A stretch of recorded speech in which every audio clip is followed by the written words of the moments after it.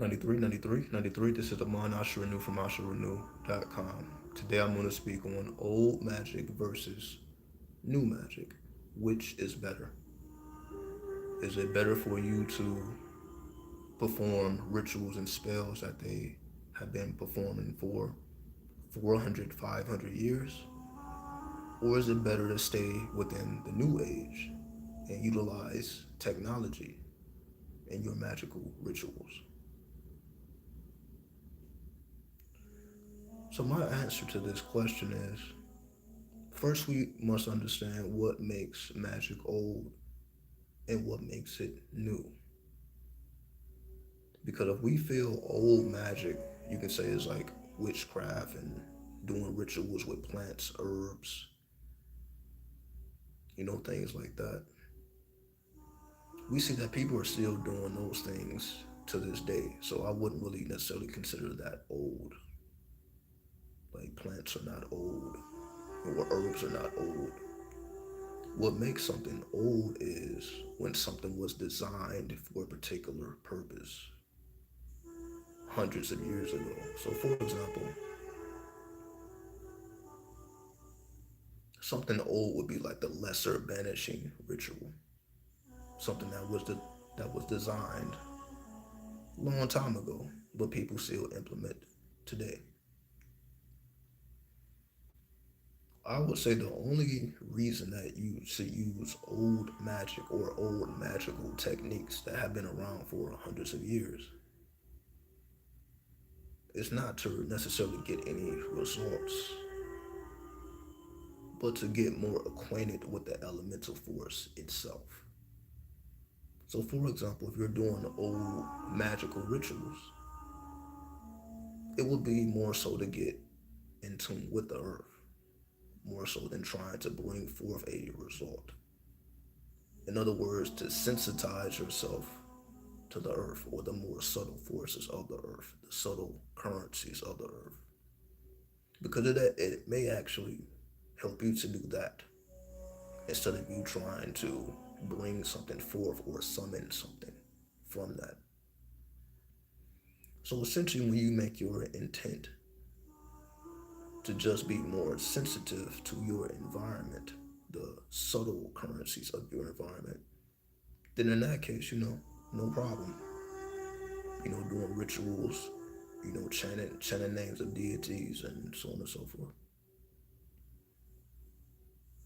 When it comes to the new way, when it comes to the new magic, when it comes to technomancy, as we call it, which is utilizing technology in your magical workings, so that would make music a form of magic because all music requires technology. You need a microphone, you need a computer, or a laptop or a tablet, right? You need something that requires electricity. So you can say the new magic is magic that requires electricity. So that's basically the difference between the old magic and the new magic. You could say the old magic did not require electricity because the people were not necessarily dealing with electricity. So all new forms of magic will be magic that implements the currency of electricity. So that's why, electricity deals with technology. You can't separate technology from electricity because our bodies are electrical. So that's why the body itself is considered technology, just ancient technology. So if the body is ancient technology, then you can say a computer or a laptop or a tablet is new technology. That would mean that these represent or these are symbols or representatives of the human body.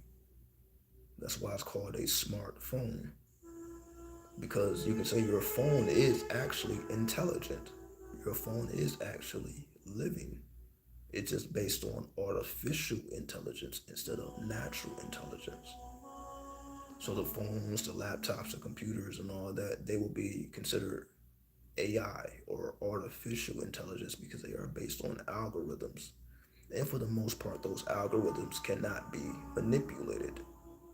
if you were to manipulate those algorithms, you would be basically jailbreaking your phone or rooting your phone. For those who understand that language, you can jailbreak your phone or root your phone, because at that point now you're changing the artificial intelligence and manipulating it and customizing it, which is what most people are not doing, right?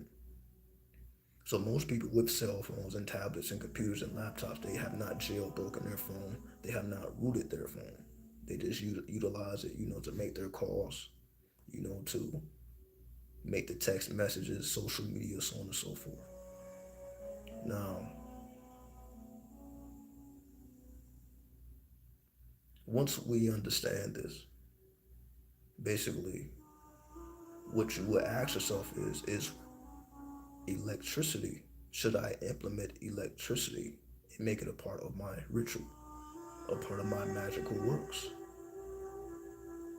And if you decide to utilize electricity, in which or what way would you utilize electricity or even artificial intelligence? So, artificial intelligence, or again, our smartphones,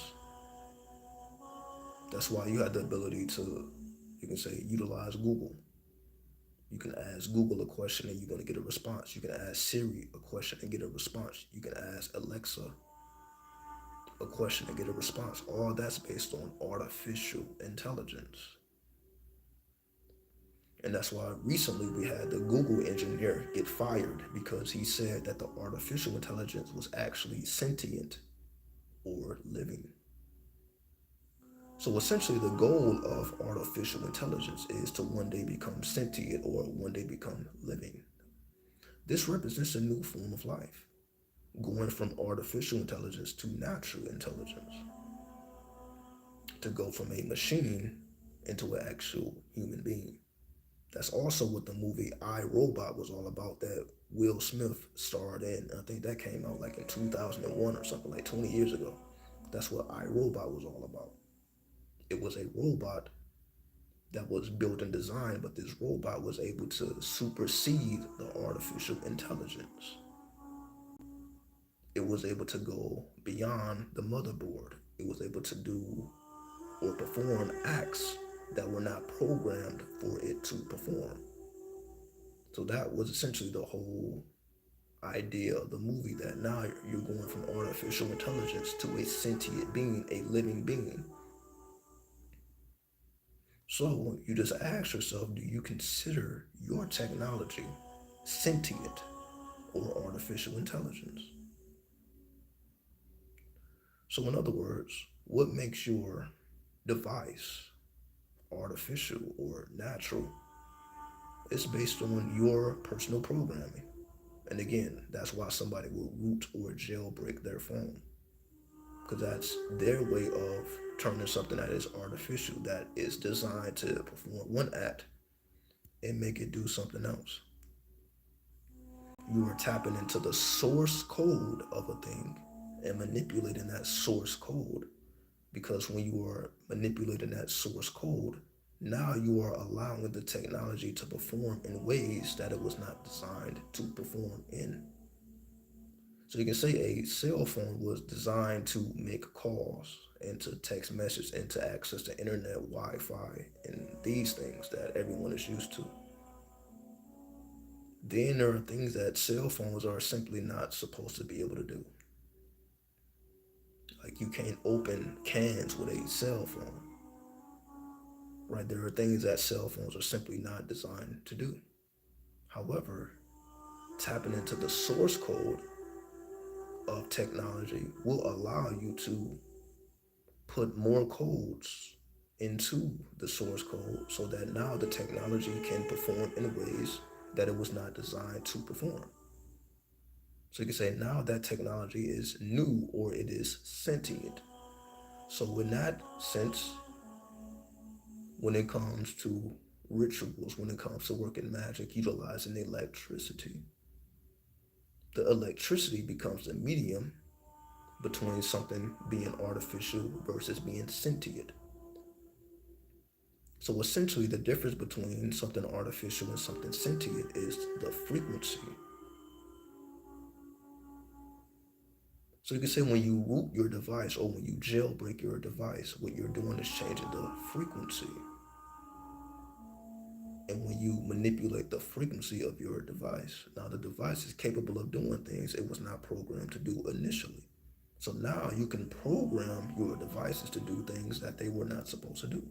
Now you can go beyond the matrix. Now you can go beyond the grid of what's possible because you manipulated the source code. So you can see it's the same thing for manifestation. It's the same thing for the law of attraction. What you're doing is manipulating the artificial matrix because we know that this is all an illusion. So you are taking the illusion into your own hand and writing your own code. You are writing your own script. And when you are writing your own code and you are writing your own script, now things occur that otherwise would not have occurred naturally.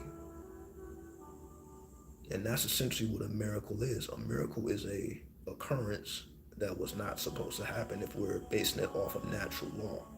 A miracle essentially supersedes natural law. So if a person performs a miracle, they did something that was not supposed to happen according to natural law. Natural law is 1 plus 2 equals 3. A miracle would be 1 plus 2 equals 4. And you could think, well, how does 1 plus 2, how would that ever equal 4? Well, if you manipulate the source code, if you manipulate the mathematics, and you make 1 plus 2 equal 4, then that's how 1 plus 2 will equal 4 because you manipulated the source code. So now the source code is not basing its reality on the known mathematical functions. Now it's based on the mathematical functions that you have placed or the equations that you have programmed into it. So for example, if a cell phone or any technology is just based on equations, all a cell phone does, all a laptop does, all a computer does is execute commands or equations. That's all it's doing is commanding, right? You push a button and it has a response. When you push your home button, you go back to the home screen. When you push a call button, it makes a call. But if you manipulate the source code, now when you press the home button, something else could happen. Now when you hit the call button, something else may happen. Now your device is operating in a way that it was not designed to operate in. So now it goes beyond the grid. Now it goes beyond the matrix. Now you can actually design the device to do whatever you want it to do versus what it was designed or created to do. That's a form of new magic. You are taking a device and you're making it do things that it was not designed to do. Now let's go back to the element of electricity, because we know we are all electrical beings anyway. We all have kundalini. It just some of us decide to manipulate the flow of our kundalini, which is called pranayama, so that the flow of kundalini goes towards the crown instead of getting stuck at a particular chamber. Or it flows to the root if you're coming from the crown, going to the root, or if you're coming from the root, going to the crown. It's able to hit all 7 chambers, which are just the major chakras. You have minor chakras as well, but we don't really speak about the minor chakras because there's basically too many. But we have 7 major chakras, but you also have minor chakras. So essentially, kundalini is the flow of chi through these major and minor chakras.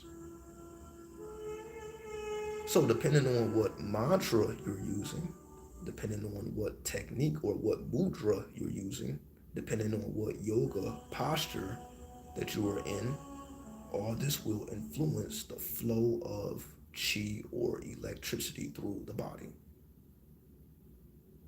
which will be considered miraculous. So when you sit in half lotus position, for example, instead of sitting in a chair, you can say you're sitting down. Both equations, you are sitting down, but in one, you are sitting down with your legs folded, which manipulates the flow of the kundalini. So it's going to give you a different effect than just sitting down in a chair. So this is a form of manipulating the electricity or the electrical flow that's already present in the body. So we are able to manipulate the electrical flow. That's the whole science of Kundalini, manipulating the electrical flows. So now you're getting them to do things they otherwise wouldn't be doing. So when you hit certain mudras or chant certain mantras or do certain postures, you are manipulating Kundalini in a way it's just not going to do on its own. That's why all of these things are scientific.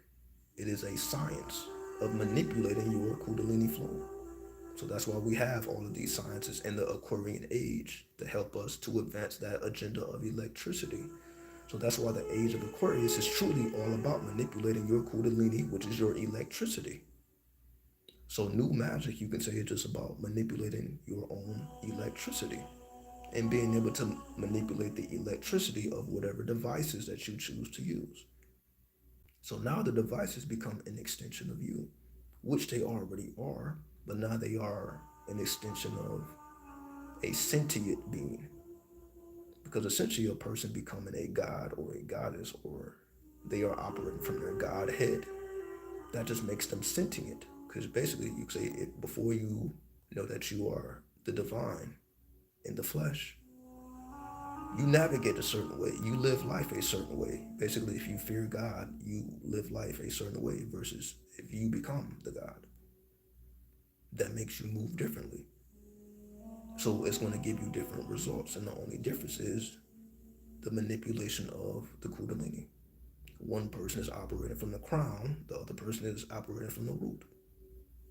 So of course the person that's operating from the crown is going to have a different experience than the person that's operating from the root. One person will be filled with fear, while the next person will be filled with courage and cosmic intelligence, which then allows them to do things that the person who doesn't know Kundalini science, it will appear to them as a miracle. So what appears as a miracle to other people is just you putting in the appropriate work. So somebody had to learn how to jailbreak a phone. Somebody had to learn how to root a device. That knowledge wasn't necessarily just always available. Somebody had to understand the language, then see that the language could be manipulated and altered. So once they understood that the language is not set in stone, you could actually manipulate the language, which then creates different results.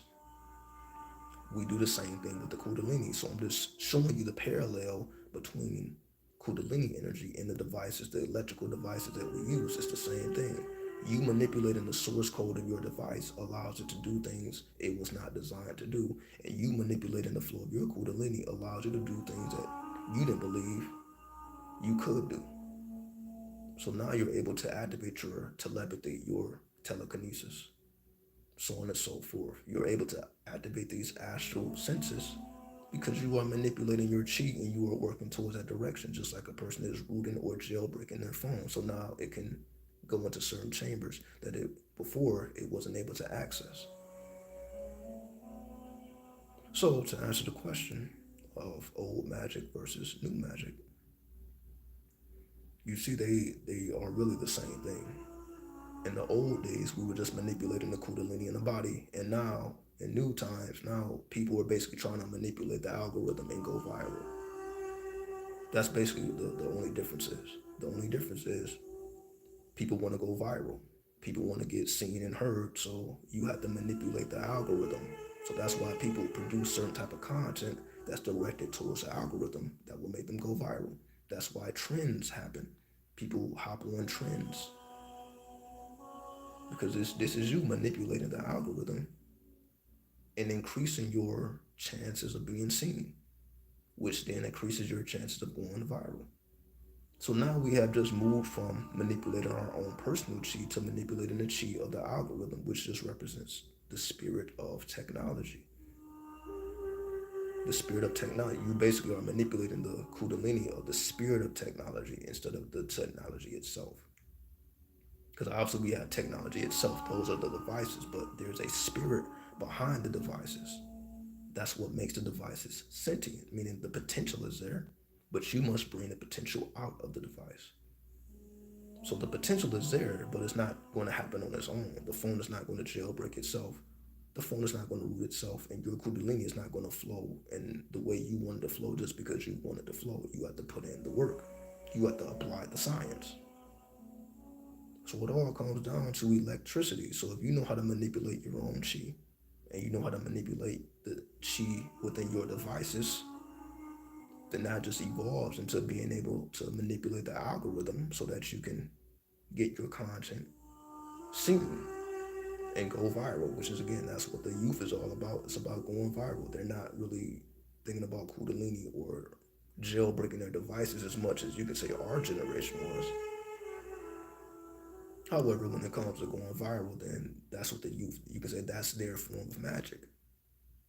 You can say the youth, they want to be influencers. They want to, have their numbers up. So that's how they direct their energy. So again, that's why that becomes their form of magic. So that is the new magic. Being able to tap into the frequencies of the algorithm so that you can push your agenda. So you're not just waiting for, let's just say, YouTube to recognize you or TikTok to recognize you and to push it. Now you are making sure it gets pushed because you are tapping into your own magical currency to make it so. So now it's not YouTube's decision or TikTok's decision or Instagram's decision or Facebook's decision. It's your decision because you have learned the art of electrical manipulation, the magical currencies of the electrical Kundalini current. And with that, I bear peace. 93, 93, 93.